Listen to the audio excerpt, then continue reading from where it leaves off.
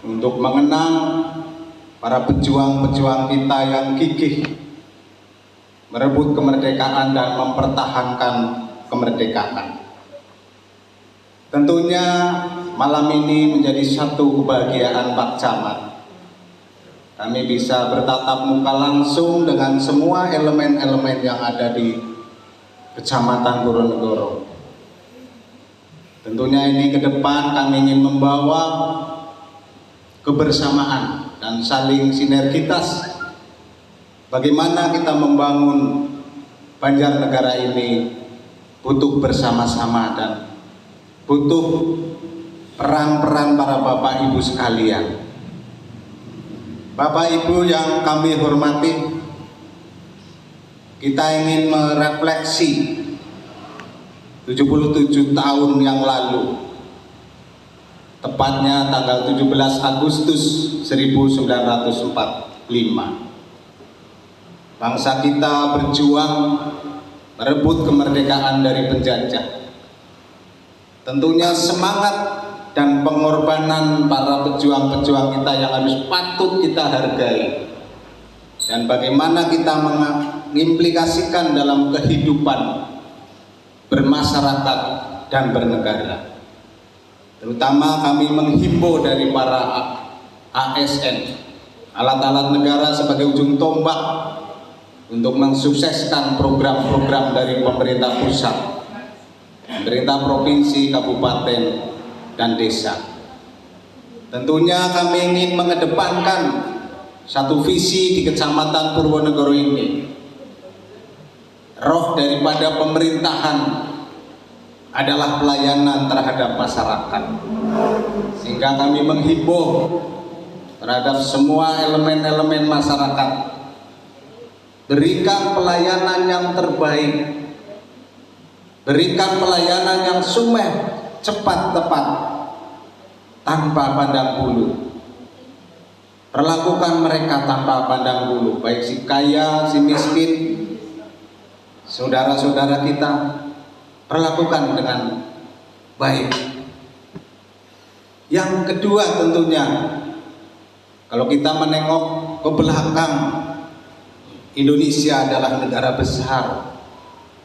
Ini dibuktikan semenjak zaman kerajaan. Kita tahu bahwasanya Indonesia telah menguasai Nusantara.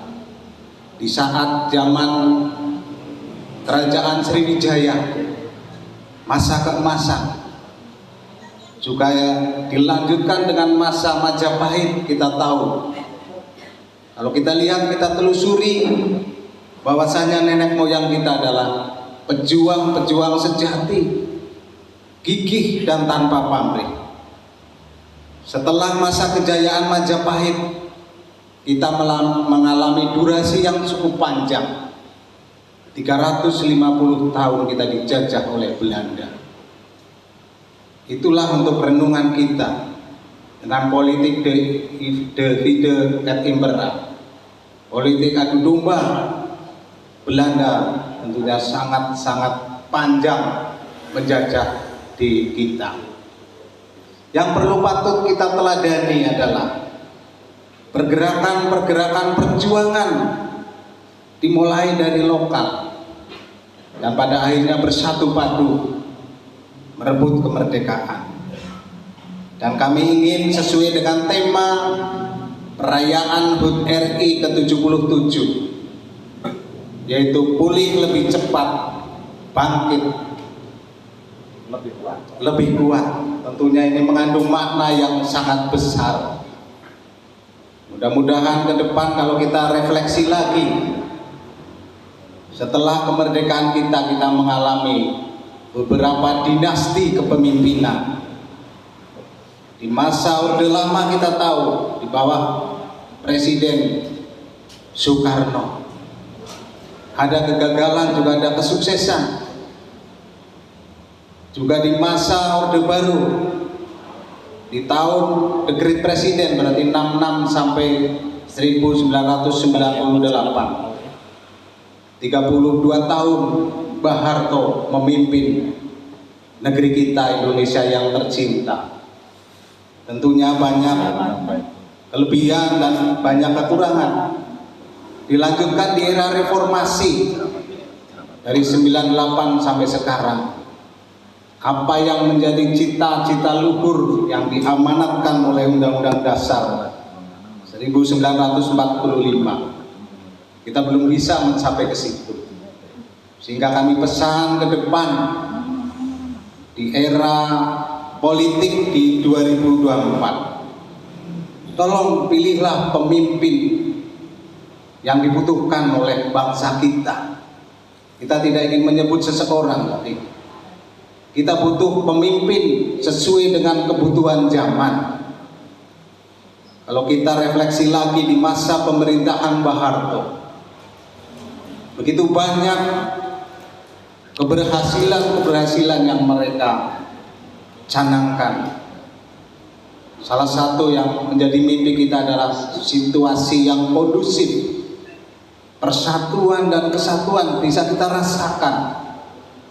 Tidak ada gejolak-gejolak sosial, tidak ada radikalisme, tidak ada terorisme, karena memang mereka menguasai di lapangan. Kita balik ke sini di masa sekarang, banyak anak bangsa yang cerdas, tapi mereka mempunyai mental yang kurang bagus, sehingga banyak tumbuh radikalisme dan terorisme.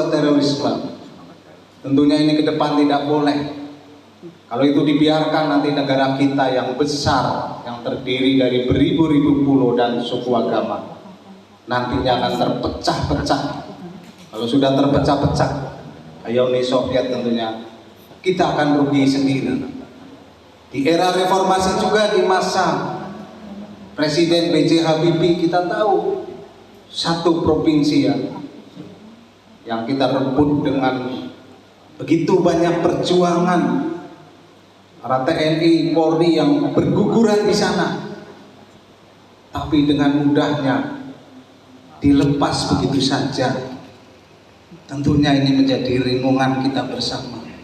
Kita butuh ke depan pemimpin yang kuat, pemimpin yang bisa menyatukan seluruh elemen-elemen bangsa, bukan pemimpin yang nantinya hanya mementingkan sekelompok, segelintir komunitas mereka. Kita mimpi besar bersama. Tolong masyarakat diberi diedukasi. Tidak main-main kalau kita salah pilih, nantinya kita akan terjerumus dua kalinya. Tentunya amanat Undang-Undang Dasar 45 ini menjadi pijakan kita bersama. Negara melindungi segenap bangsa dan seluruh tumpah darah Indonesia. Negara hadir untuk melindungi masyarakat, memberi kemakmuran lewat program-program pemerintah. Sehingga apa yang menjadi cita-cita para pendahulu kita, cita-cita para pahlawan yang mengorbankan jiwa raganya tanpa pamrih, bisa kita lanjutkan. Mudah-mudahan di 2024 ini nantinya juga akan terpilih pemimpin besar yang diregani dan dihargai oleh dunia. Silakan para bapak ibu untuk merenung bersama-sama, untuk bisa berbuat sesuai dengan peran-peran kita masing-masing. Jadi saya kira itu di malam renungan ini, tentunya mari kita bersama-sama merenung apa yang sudah diperbuat oleh kita semua. Negara sudah begitu banyak memberikan sesuatu kepada rakyatnya, tapi tolong ada timbal balik yang baik. Kita juga harus memberikan kontribusi terhadap negara. Juga kami ingin tolong semuanya ini, terutama dari Korwil Tiknas, berikan edukasi kepada anak-anak bangsa kita, calon penerus kita, agar kelak mereka mencintai NKRI. Diedukasi, upacara rutin tiap minggu tentunya salah satu edukasi dalam wawasan kebangsaan. Juga apa yang dicanangkan oleh Bapak kita, Presiden kita, Bapak Jokowi, pembentukan karakter bangsa.